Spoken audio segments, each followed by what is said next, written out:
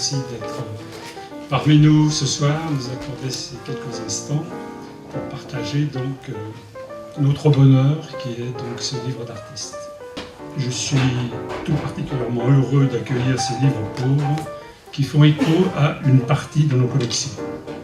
En effet, la Maison du livre d'artiste conserve une douzaine de livres pauvres réalisés par Michel Butor, des plasticiens, et avec la complicité de Daniel Levers. Parallèlement, nombre d'écrivains artistes présents dans cette exposition des livres pauvres sont également auteurs de livres d'artistes de notre fonds de l'usage.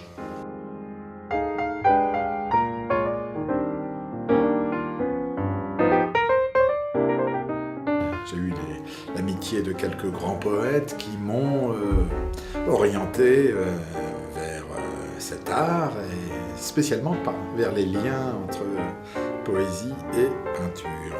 J'appelle ça des livres pauvres. Bon, c'est très provocateur parce que, ce ne sont pas des livres, parce que la définition du livre, c'est qu'il est imprimé à un certain nombre d'exemplaires, et d'autre part, ils ne sont pas pauvres, si ce n'est par le matériau de départ. Parce qu'en quelque sorte, je découpe du papier, bon, pas du papier forcément trop luxueux, j'essaie de rester dans le pauvre, et puis un poète écrit, manuscrit, ça ne coûte pas d'argent, puisqu'il n'y a pas besoin d'éditeur, et un peintre accompagne, et il n'y a pas besoin de lithographie ou de gravure, c'est bon, tout de l'original, mais qui paradoxalement devient très riche. Eh bien, ce qui me pousse à faire ces collections, c'est un certain parrainage spirituel. Moi, j'étais très ami d'un grand poète qui s'appelait René Char, et donc j'étais un de ses familiers, et j'ai vu défiler chez lui quelques grands peintres comme Vieira da Silva, et René Char, devant moi, disait « on va découper du papier, et puis on va faire un livre maintenant ». Et j'ai vu ces livres à 2 ou 4 exemplaires se faire, et c'est quelque chose qui ensuite m'a beaucoup travaillé. J'ai commencé à faire des livres moi-même avec des amis peintres, et puis jusqu'à ce qu'on se propose de les exposer à Paris, j'ai dit non, il faut que je fasse une collection plus ambitieuse qui associe tous les poètes que je connaissais assez bien d'ailleurs, tous les poètes du monde, et qu'il fasse un livre avec des peintres, et quelque chose restera de ce mariage de la beauté qui ira au-delà de ce qui dans ma carrière universitaire était simplement de la critique.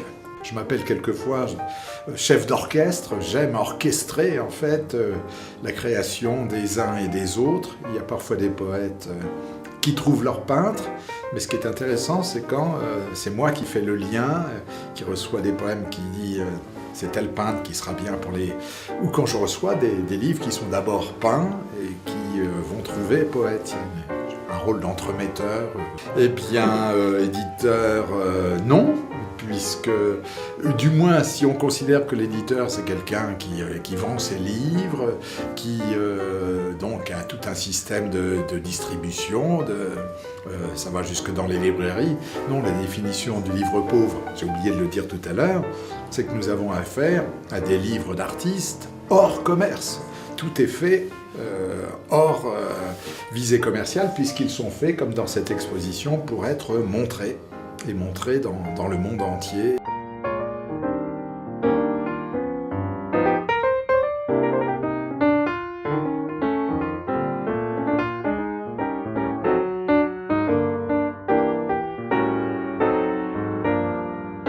Bonsoir à tout le monde. J'ai demandé aux autres poètes que nous avons invités ce soir de se joindre à Michel Butor. Donc, je m'appelle Joël Vernet, Joël Bastard, Jacques Ancet et Daniel Levers à rejoindre leur place. Ce soir, nous allons les écouter, chacun à leur tour. Ils sont accompagnés par un musicien multi-instrumentiste qui s'appelle Philippe Martin, qui interviendra pendant, entre, enfin on verra. Popo Texel. À l'ingénue libertine, non, bien sûr, je t'aime, et je te déteste aussi. Je me déteste de t'aimer, je me déleste de tes pas trop choyés. Oui, j'aime tes jambes longues qui m'étreignent en cerceau et se meuvent en sursaut d'orgueil et de volupté. Et je me hais de t'avoir consommé et pris le musc de ta sauvage gaieté. Oui, c'était l'amour, je me souviens. Avec Pierre Leloup, la beauté, dis-tu.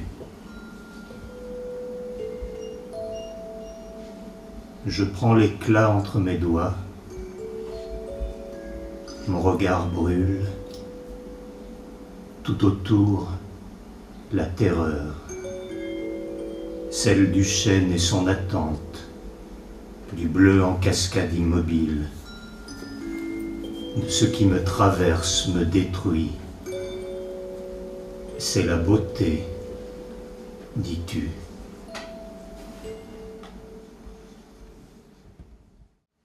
Le visage est un chant. Écoute. Écoute le silence des lèvres sur le visage de la pluie. Le silence des yeux, vaste comme le monde. Écoute la fièvre d'un cœur sur un visage de soleil où la peau est cette maison des ans. Ne cesse pas d'ouvrir tes mains au murmure sous les tempes quand, le soir, veille le regard sous la lampe. Écoute avec tes mains, avec ton cœur, tout le sang de ton cœur, ce que t'est tout visage. Avec Georges Badin, entre deux buissons calmes. Dans le jardin, une ombre refroidie entre deux buissons calmes. L'homme qui se souvient se censure, mais avec délicatesse.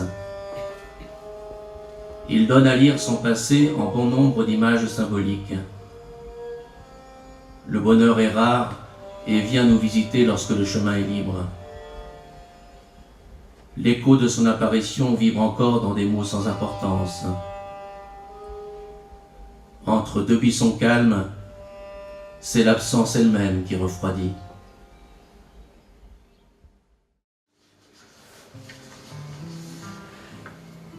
Méditation. Au passage des années, l'imagination mûrit. Après les scènes fureurs, on essaie de s'apaiser, sans oublier les blessures, jamais bien cicatrisées, de l'injustice et du deuil. On entre en apesanteur, s'efforçant d'exorciser le défilé des échecs, ce qu'on aurait voulu faire, nos responsabilités, les sourires d'amertume, les rancœurs et les oublis. Le chevalier qui revient dans sa forêt de Bretagne, sans avoir trouvé le Graal, mais ayant séduit les fées, exploré leur labyrinthe, leur jardin de renaissance avec meute de dragons. L'équilibre de la branche où vient de tomber la neige. C'est à peine un tremblement, mais un paquet se détache, tombant d'étage en étage. Tout le dessin se redresse et le tremblement reprend. Au-delà de l'horizon, lendemain du paysage, ce qui nous attend là-bas, la nature différente, la décision de l'arbitre, les amitiés disparues, les révélations amères. Entre brouillard et menace, une éclaircie qui s'annonce, on va pouvoir distinguer tout ce qui se dérobait sous prétextes et mensonges, une allée dans la forêt, montant jusqu'au belvédère. Talisman pour la sagesse, il est temps de s'exercer sur les gammes de l'envol pour prendre de la hauteur et pouvoir apprivoiser le langage des mirages, les soupirs du monde entier.